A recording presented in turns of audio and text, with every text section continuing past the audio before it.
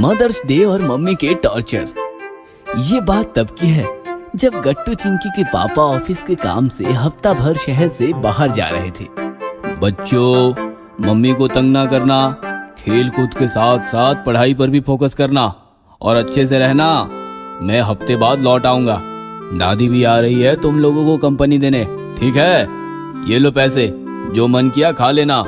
पापा ने गट्टू चिंकी को कुछ पैसे दिए और पापा चले गए। जैसे ही पापा निकल गए, मम्मी का टॉर्चर शुरू हो गया। गट्टू चिंकी, तुम अभी तक सो रहे हो? उठो, स्कूल जाना है। मम्मी बस 5 मिनट और। भूल गए पापा ने क्या कहा है? मम्मी को तंग नहीं करना है। फटाफट रेडी हो जाओ, मैं तुम्हें स्कूल छोड़कर आती हूँ। मम्मी, पापा भी तो एडजस्ट करते थे, हमें देर हो जाती थी, फिर भी हमें स्कूल छोड़े बिना ऑफिस नहीं जाते थे। आप भी हमें थोड़ी देर सोने दो, फिर स्कूल ले चलना। मैं तुम्हारी मम्मी हूँ, पापा नहीं। मुझे मत सिखाओ। जल्दी से उठ जाओ, नहीं तो नाश्ता टिफिन कुछ नहीं मिलेगा। ये सुनकर गट्टू चिंकी गुस्सा हो गए और बिस्तर से उठकर स्कूल जाने की तैयारी करने लगे। तुम दोनों के टिफिन बैग में रख दिए हैं। चलो बैग उठाओ और नीचे आओ। मैंने ऑनलाइन टैक्सी बुलाई है, वो बस आती ही होगी। पापा तो हमारे बैग उठाकर कार में रखते थे, आप क्यों हमें बैग उठाने को कह रही हो? मैं पापा नहीं हूँ, मम्मी हूँ। एक बात बार बार दोहराने मत लगो। चलो जल्दी चलो। मम्मी का ये कठोर बर्ताव देखकर गट्टू चिंकी को रोना आ गया। हम नहीं चलेंगे आपके साथ स्कूल। मेरे साथ नहीं तो और किसके साथ जाओगे? हरी के पापा है ना, हम उनके साथ चले जाएंगे। ये सुनकर मम्मी भी गुस्सा हो गई। ठीक है, जिसके साथ जाना है जाओ, मेरा सिर मत खाओ। ऐसा कहकर मम्मी अंदर किचन में चली गई। गट्टू चिंकी भी नाराज होकर हॉल के बाहर निकल गए और सोफे पर बैठी दादी यह नजारा देखती रह गई। शाम को गट्टू चिंकी का स्कूल खत्म हुआ और वो घर जाने के लिए निकले। तभी भागते भागते हरी उनके पास आया। अरे सॉरी यार, मीटिंग की वजह से पापा हमें लेने नहीं आ रहे हैं। मेरी मम्मी आ रही है स्कूटी लेकर, लेकिन हम तीनों उस पर नहीं जा पाएंगे। तुम कहते हो तो मैं मम्मी को बोल देता हूँ। मम्मी तुम्हारी मम्मी को फोन कर देंगी तो तुम्हारी मम्मी भी तुम्हें लेने आ जाएंगी। ये सुनकर गुस्साए गट्टू चिंकी एक साथ बोले, कोई जरूरत नहीं है। फिर क्या? गट्टू चिंकी पैदल अपने घर की तरफ निकल पड़े। हरी की मम्मी कितनी अच्छी है, वो उसे लेने आ गई। हमारी मम्मी भी तो हमें लेने आ सकती थी, वो क्यों आएंगी? वो थोड़ी ना हमसे प्यार करती है। बातें करते हुए दोनों भोला कचौड़ी सेंटर के सामने पहुंच गए, जहां की कचौड़ियां पूरे शहर में फेमस थी। लॉकडाउन के बाद पहली बार खुला है भोला, अब पेट भरकर कचौड़ियां खाकर ही जाएंगे। हाँ हाँ, पापा ने हमें काफी सारे पैसे दिए हैं। फिर क्या था, दोनों ने पेट भर कचौड़ियां खाई और भोला सेठ को बिल दे दिया। मम्मी को भी कचौड़ियां पसंद है, हमें मम्मी के लिए कचौड़ियां लेनी चाहिए। नहीं नहीं, वो हमारे बारे में नहीं सोचती, तो हम उनके बारे में क्यों सोचे? फिर गट्टू चिंकी घर आए। हॉल में दादी खड़ी थी। आ गए तुम? मम्मी कहाँ है? ये सुनकर गट्टू चिंकी चौंक गए। मम्मी कहाँ है मतलब? वो घर में नहीं है।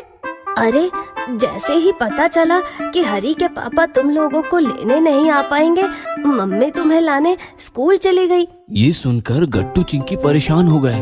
दादी, हम तो पैदल चले आए, मम्मी तो हमें मिली ही नहीं। दादी ने मम्मी को कॉल किया, लेकिन मम्मी का मोबाइल आउट ऑफ नेटवर्क था। यह देखकर गट्टू चिंकी और ज्यादा परेशान हो गए। धीरे धीरे रात होती गई, लेकिन मम्मी नहीं लौटी। गट्टू चिंकी दादी को बिलख बिलख कर रोने लगे। दादी, मम्मी कब आएंगी? दादी, हमें मम्मी चाहिए। दादी, हमें मम्मी चाहिए। गट्टू चिंकी काफी देर रोते रहे और रोते रोते दादी के पास ही सो गए। रात के 9 बजे थे। गट्टू चिंकी सो रहे थे कि तभी उन्हें मम्मी और दादी की बातचीत सुनाई दी। आज तो मेरी जान निकल गई थी।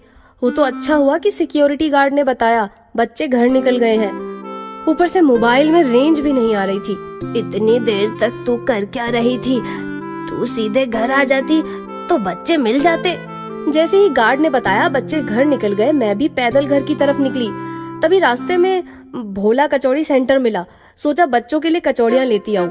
लाइन में खड़ी रही, इसलिए देर हो गई। ये सब सुनकर गट्टू चिंकी की नींद ही उड़ गई। दोनों को गलती का एहसास हो गया। रोते रोते दोनों बिस्तर से अलग हुए और सीधे मम्मी की गोद में जाकर फूट फूट कर रोने लगे। फल, सब्जियां और पिज्जा, बर्गर। बहुत समय पहले किसी शहर में एक परिवार रहता था।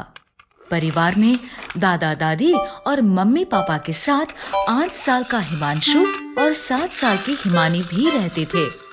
दोनों को बाहर का खाना बहुत पसंद था, इसलिए वो पिज्जा बर्गर तो बहुत शौक से खाते थे, लेकिन हरी सब्जी और फलों को खाने से हमेशा मना कर देते थे। नहीं, हमें सब्जी और फल अच्छे नहीं लगते। हमें बस पिज्जा और बर्गर अच्छा लगता है। लेकिन बच्चों, अगर तुम फल और सब्जियां नहीं खाओगे तो तुम्हारी आंखें कमजोर हो जाएंगी और तुम्हें इस छोटी उम्र में ही चश्मा लगाना पड़ेगा।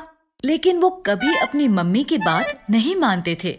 नहीं, हमें फल और सब्जियां अच्छी नहीं लगती। एक दिन मम्मी ने उन दोनों को अकेले में प्यार से समझाया।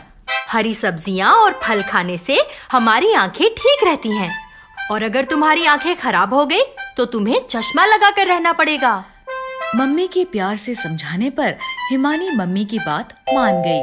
ठीक है मम्मी, मैं आज से रोज हरी सब्जियां और फल खाऊंगी।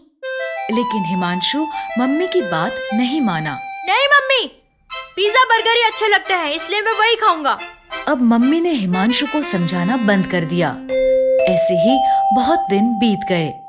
हिमानी रोज हरी सब्जियां और फल खाने लगी और हिमांशु पहले की तरह पिज्जा बर्गर ही खाता रहा। एक दिन स्कूल में हिमांशु की टीचर ने उससे कहा, हिमांशु, ब्लैक बोर्ड पर लिखे सवाल का जवाब दो। लेकिन जब हिमांशु ने बोर्ड पर देखा तो उसे सब कुछ धुंधला धुंधला दिखाई दिया। उसने आंखें मसलकर फिर से देखा, लेकिन फिर भी सब कुछ धुंधला ही था। हिमांशु के जवाब ना देने पर टीचर ने उससे गुस्से से कहा, हिमांशु, क्या तुम्हें इतने आसान से सवाल का जवाब भी नहीं पता? रुको, मैं अभी तुम्हारे मम्मी पापा को स्कूल बुलाती हूँ। ये कहकर टीचर क्लासरूम से चली गईं। कुछ देर बाद टीचर के फोन करने पर हिमांशु के मम्मी पापा स्कूल आए। मैंने हिमांशु से मैथ का इतना आसान सवाल पूछा था, लेकिन हिमांशु को ये भी नहीं पता कि 2+2 कितने होते हैं। क्या हिमांशु, तुम्हें इतने आसान सवाल का जवाब भी नहीं पता? लगता है तुम आजकल ठीक से पढ़ाई नहीं कर रहे हो। नहीं मम्मी, मुझे पता है 2+2 4 होते हैं। तो तुमने टीचर को आंसर क्यों नहीं बताया? वो इसलिए कि मुझे बोर्ड पर लिखा सवाल दिखाई नहीं दिया। मैंने तुम्हें कहा था ना, हरी सब्जियां और फल खाया करो। देखो अब तुम्हारी आंखें खराब हो गई। अगर हिमानी की तरह तुम भी मेरी बात मानते तो तुम्हारी आंखें भी ठीक रहती। सॉरी मम्मी, आज से मैं रोज हरी सब्जियां और फल खाऊंगा। हिमांशु को ऐसे रोता देख मम्मी समझ गई कि हिमांशु को अपनी गलती का एहसास हो गया है। उसने हिमांशु को चुप कराते हुए कहा, ठीक है हिमांशु, जो हो गया वो हो गया।